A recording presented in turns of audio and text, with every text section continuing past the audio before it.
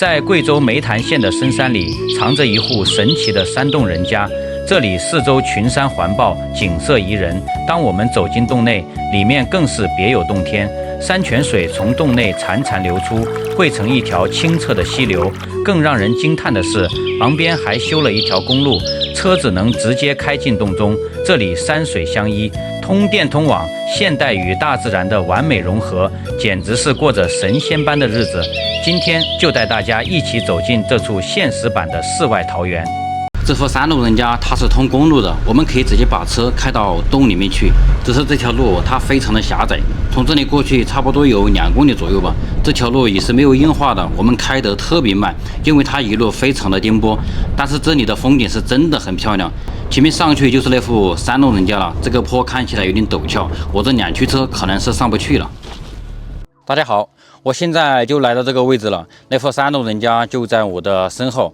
它洞里面是可以把车开进去的，但是我刚才车的话没有开得上去，有点打滑，所以说我们就只能徒步上去了。好，现在我们就进洞看一下，那户山洞人家就在前方的山洞里面，它这个车子是可以开上去的，市区的应该是能开上去。我刚才那个车的话，我开到上面那个大石头那个位置，然后就上不去了，很打滑。我们来看看这边上的环境吧。它这里的话有一条溪流，这个水就是从山洞里面流出来的。这边上我看到还有拉了有电线，它这个位置是通电的。旁边的话也是一些开垦的土地。来到这里的话，我们只能听到大自然的声音，听到那些鸟在叽叽喳喳的鸣叫，还有一些昆虫的声音。好，现在我们就进到山洞里面去看一下。这条路的话，感觉是刚修不久，应该是去年刚修的。上方这个岩壁应该有50-60米吧，也是非常的垂直。最顶上就是森林，长了很多的树木。我们继续往上面走。我看到这边上也是小山洞吧，还有一架梯子，这里是可以上去的。我们上去看一看。这上面是不是别有洞天啊？我们现在爬上去看一下吧。它这个梯子的话是非常牢固的，因为上面那个位置是卡死的，所以说我们可以上去。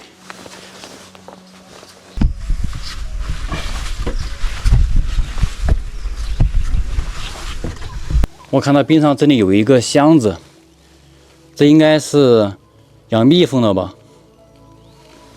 我们继续往上面爬。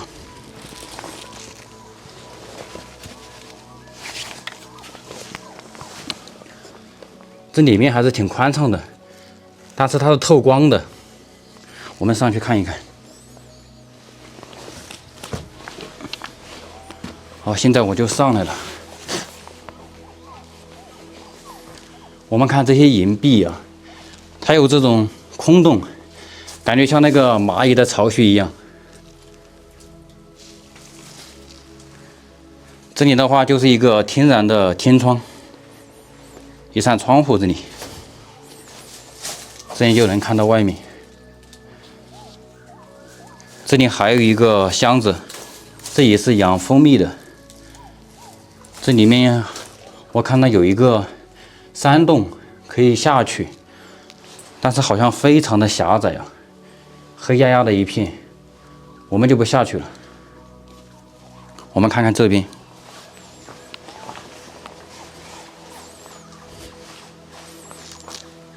这里面还有一个山洞，我们看这个位置能不能进去。我们进去看一看。它这种小山洞的话，应该不是很深，我们就随便看一看吧。我们打开手电，这里面有很多的钟乳石，但是这里的话已经进不去了。上方还可以进去，但是那个洞口真的是太狭窄了，人是上不去的。只能看到洞口有很多的这些钟乳石，也是非常的漂亮。好，现在我们出去吧，我们去那个山洞里面看看那户山洞人家。这里有一根石柱，看起来也是摇摇欲坠啊，但是它这个应该不是支撑点，也是1万年形成的钟乳石。这附近有很多的蜜蜂在叫，是不是这里面有蜜蜂啊？好，现在我们下去吧，不管它了。刚才我就是把车开到这里，这个地方打滑，因为它这里上来需要转一个弯，但是上方也有很多的车轮印，他们也有人把车开上来的。我的车是2驱车，所以说没有开得上来。我们来看看这个路，它这个路是非常的陡峭的，刚好在这里需要转一个弯。我们看看这周围的环境，这里刚好是一条峡谷，风景也是非常的漂亮。外面村庄的话，应该有2-3公里吧。所以说这里显得格外的安静，真正的世外桃源。因为这里有电，还有山泉水从洞里面流出来的。我们站在外面来看看这个山洞，它里面是非常的宽阔，上方就是垂直的岩壁，上面也是长满了树木，还有很多鸟在上面盘旋，叽叽喳喳的鸣叫。走到这里，我能感受到一股凉风袭来。山洞里面它是冬暖夏凉，四季恒温的，夏天都不需要开空调。这户人家刚好把房子建在山洞里面，显得与众不同。这边上也是有很多的这些岩石。我看到角落这里有一个木架子，我们看看这是干嘛的。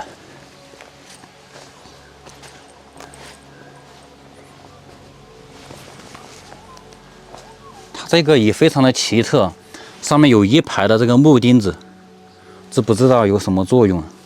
可能是一种农具吧，这个我没见过。这里面的水流还是挺大的，因为现在不是涨水期嘛，涨水期的时候这个水流会更大。这里还有一根水管，这根水管应该就是外面村庄的饮用水，因为外面应该2-3公里之外是有人居住的。一会儿我们来看看这个水质怎么样，就是山洞里面流出来的水。我们现在往内部走。我们看到这里虽然没有硬化，然后车子是可以开进来的，这些车轮印我们就能看出来，是有人把车开到这里面来的，在山洞里面开车真的是太有意思了。这上方还有水滴下来，就是从顶上的岩壁上滴下来的。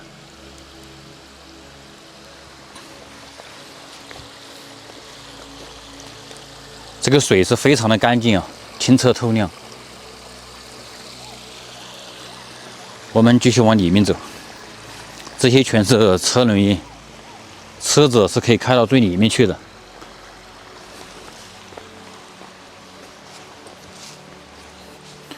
这边上有一个小水潭，底部有很多的淤泥，但是它这个水是非常的清澈。现在我在山洞里面说话都感觉有回音了，说明它这个山洞是非常的深的。这上方也是有很多的钟乳石，这个是1万年形成的，像那个石笋一样，就挂在顶上的岩壁上，非常的漂亮。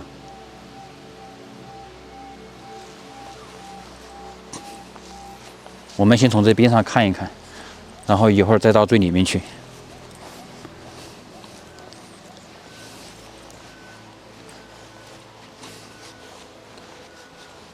我好像听到洞内有什么声音，可能是我的回音或者流水的声音吧。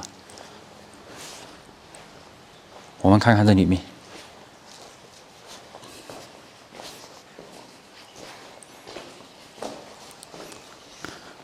这里也是有水流的，这个水真的非常的干净。这里是可以上去的，有一个小山洞，但是我们就上不去了。我们往里面走吧。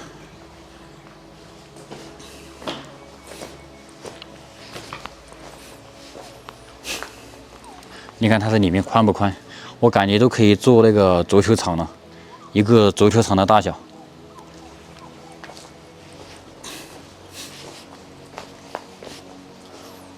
这里还有一些水管，这岩壁上一直有水滴下来。我听到这里面的水流挺大的，我们走到这里来看一看吧。这应该是一个小山洞，这个洞里面到处都是这种出水口。我们来看它这个水流，这边这个水流还是挺大的，而且水也是非常的干净。我们看看这里面，这里有一些水管，这水管是从里面接出来的。哦，这个地方是人工堆砌的一堵墙，他们是不是在里面蓄水养鱼啊？我们上去看一下。有可能，它的山洞里面是不蓄水的嘛，所以说它搞一个蓄水池，可能就是养鱼的。但是这个位置不是很好上去，我先踩稳一点再上去看一看。好，现在我上来了，但是我没有看到这里面有鱼啊。但是看这个样子，应该是养鱼的。我们看到边上那个水印子，这个水应该是挺深的，以前蓄的话，这个是可以蓄满的。但是不知道现在为啥这水只有这么一点点了。但是我看到底下的话是没有鱼的，因为下面的话也非常的深，看得不是很清楚。如果有鱼的话，它在底部的话也是看不到的。好，我们现在下去吧。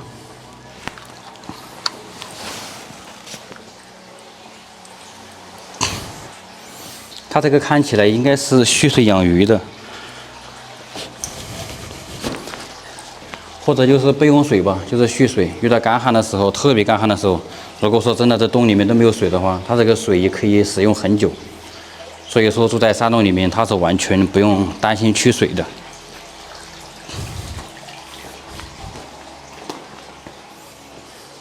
这里面真的是非常的宽阔，感觉都可以踢足球了。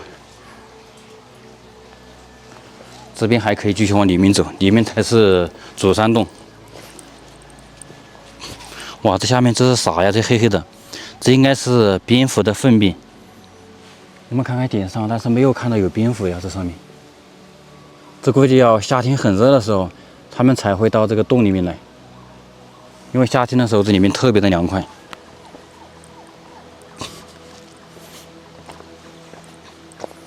里面有一个很大的山洞。这个地方的水流更大，前面的话我们还过不去，但是它不是很宽，我们可以跨过去直接。哇，你看这个水流真的特别的大，它只是流到外面分散了。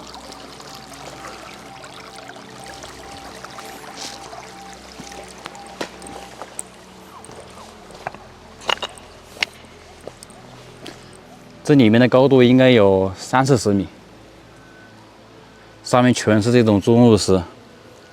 青姿白态的，非常的漂亮，也是。这里面呢，好像是一个很深的水潭，我看到这里有很多的水。这个山洞应该是进不去的，我感觉应该是需要乘船才能到里面。或许里面就是一条阴河吧，地下暗河。我们到边上来看一看。哇，看到没有？有很多蝙蝠在飞，吓我一跳。这是什么鸟吧？这好像不是蝙蝠，是什么鸟？叽叽喳喳的就飞出去了。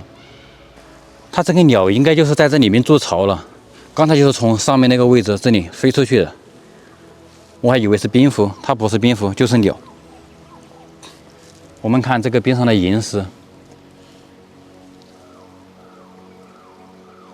真的非常的奇特。这里面，这里就是一个水潭了。但是里面没有看到有鱼啊，这里是进不去了，这个水特别的深，我们看这里能不能过去。我这里是可以走过来的，但是这个上方在滴水呀，刚才都滴到我头上了。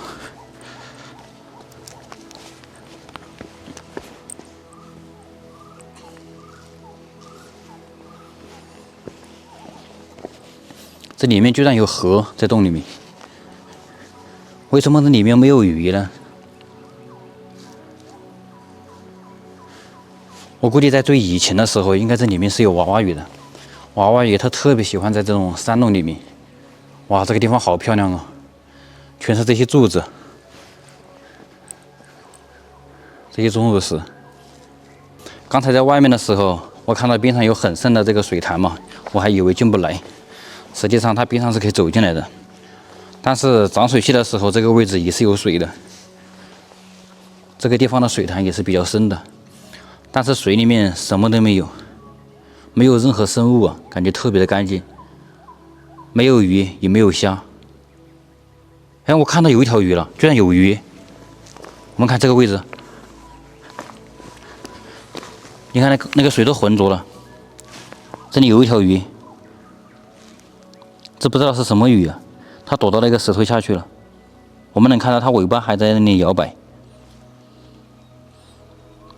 原来这里面是有鱼的，它只不过躲在石头下面。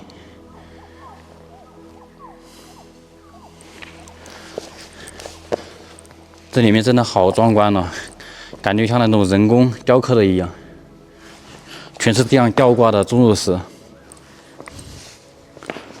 真正的山洞里面的石林。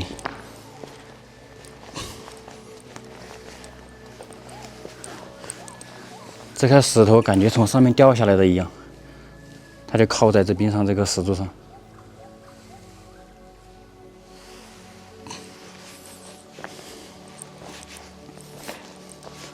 我们再走进来看一下，这里面这些水已经枯掉了。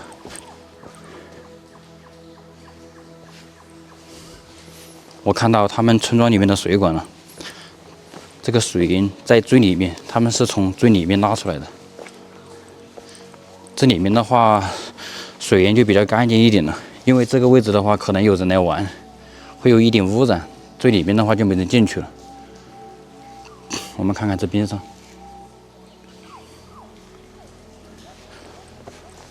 这边上有2根木棍，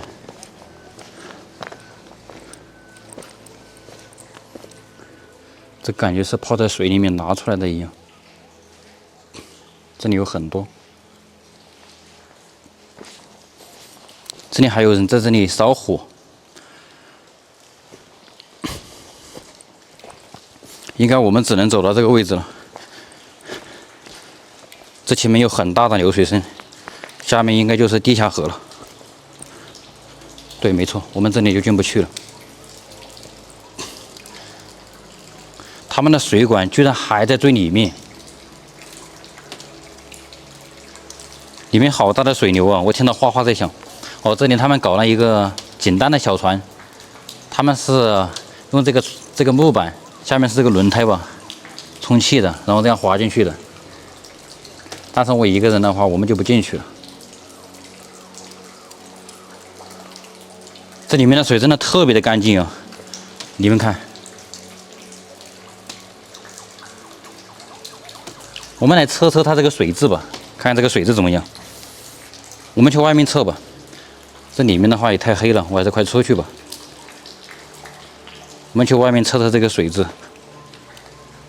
好，现在呢，我们就用这个水质检测笔来测测这个水，因为我也很好奇山洞里面流出来的水质怎么样，因为它看起来真的是非常的清澈透亮。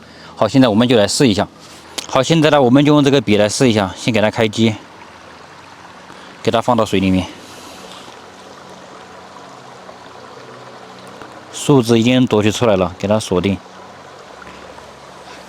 它这个水是111，就是 ppm 值。其实还算不错了，这个水质还是挺好的。我们现在站在洞里面来看看外面，外面就是一座大山，上面长满了树木，最顶上就是蓝天白云。站在里面的话，感觉有一种坐井观天的感觉，也是非常的漂亮。我们现在去看看他们居住的房子，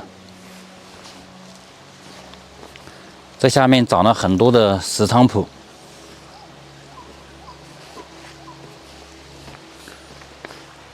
它这栋房子的话，看起来也是修建的非常的简单，就只有1层。我们到这边看一看，这里有很多的衣架，我看到里面都有蜘蛛网了，可能是已经没有居住了。这里有一个箱子，上面还放了一个石头。这里有一个很破的沙发。这个地方被熏得很黑，这就是灶头烧火的地方。这个门是上锁的，或许他们出去打工了，或者就是搬走了。这边这里面就是厨房，这里有一个灶头。我们进来看一下，这里面还是比较干净的。这就是他们的厨房吧？但这个厨房感觉好久都没用了，应该是搬走了。这下面还有很多的罐子。我们看看这边，还有洗衣机，这是一个卫生间。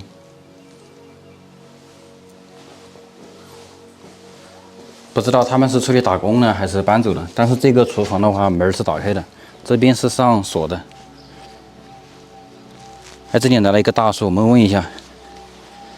哎，叔你好，他们这户人家去哪里嘞？这户人家没在这里面住了。他们不是搬走了吗？哦，他们搬到外面住了是吧？那你们这个地方修了条马路进来呀？这是今年刚修的吗？这条公路？今年才修的啊？意思这里面还有人来修房子是吧？哦。现在我们进去看那个石宝，这位大叔说的，这里面有一个宝贝，他说的是石宝，我也不知道是什么东西。我们跟着他进去再看一下吧。刚才我进来的时候，我没有发现有什么石宝。哦，你说的石宝就这个哦，这就是石宝。哦，它就是一块圆圆的石头，然后上面有水滴下来。这就是大叔说的石宝，它很粗糙的，挺白的这个石头。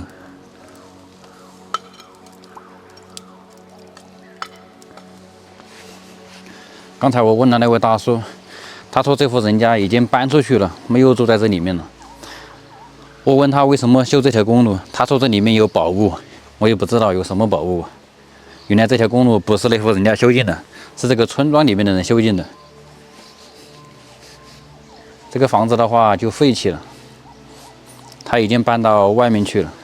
我们能看到他们以前的这些生活的痕迹啊，很多的柴火。这里还有一个吹风机，就是用来吹那个稻谷的壳，也是非常古老的工具了。我们看看这边，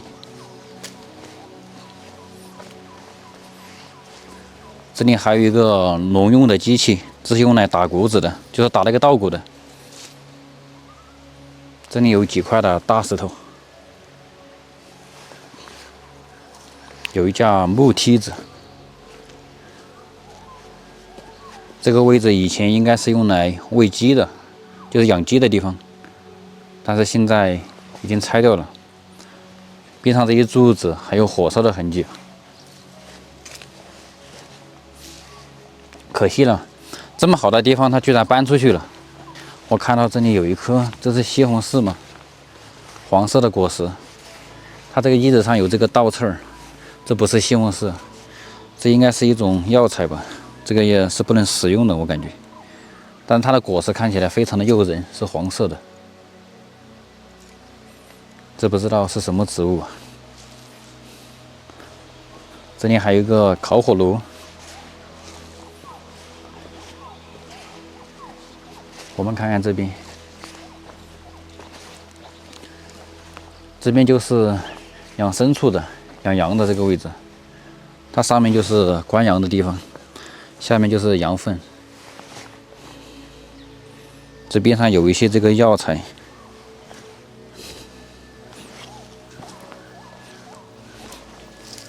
这里有好多这样的黄色的果实，这些也是中草药吧，我感觉。这里还有活麻，这个是不能碰的，碰的话这个会咬人的。刚才我遇到那位大叔，他就是外面村庄里面的人，他说这户人家已经搬走很多年了，他们以前在这里居住了10多年，他们在这里居住主要就是为了放羊，这个地方就是羊圈，后面他们就已经搬到外面去了。这户人家本来就是外面村庄里面的人。这里现在可以说是完全废弃了，已经是没有人居住的。但是我问他为什么你们现在修了一条公路进来，他说这里面有宝贝，我也不知道洞里面有什么宝贝啊。他刚才带我进去看的话，就是一个圆圆的石头，他说这个就是石宝，然后他还说里面比这外面还要宽阔，就是刚才有很深的水塘，我进不去的时候，他说里面走的话还有很宽阔的地方，而且里面的钟乳石也是非常的漂亮。这个地方假如说开发成民宿的话，我感觉挺不错的，在这里可以吃饭睡觉。然后现在的人嘛，都在城市里面的生活，放节假日的时候来这个地方小住几天，我感觉是非常惬意的。好，今天的视频就分享到这里了，感谢大家的收看，我们下一期再见。